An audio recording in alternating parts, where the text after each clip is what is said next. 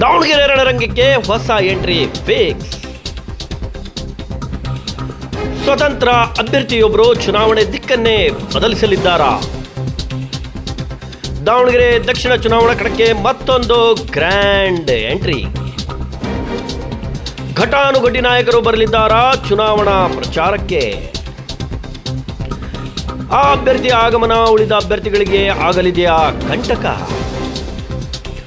ತೆರೆಮರೆಯಲ್ಲಿ ನಡೆಯುತ್ತಿರುವ secret election plan ಎಂತಹದ್ದು ಗೊತ್ತಾ?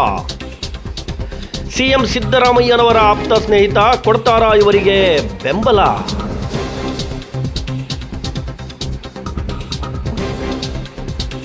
ಶಾಮನೂರು ಕುಟುಂಬಕ್ಕೆ ಮತ್ತೊಂದು ಹೊಸ ಕಂಟಕ, ಬಿಜೆಪಿಗೂ ಹೊಡೆತ.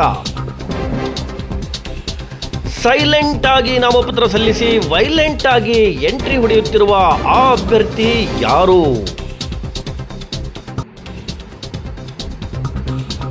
ಅವರೇ ಸ್ವತಂತ್ರ ಅಭ್ಯರ್ಥಿಯಾಗಿ ನಾಮಪತ್ರ ಸಲ್ಲಿಸಿರುವ ಆದಿಲ್ ಪಾಷಾ.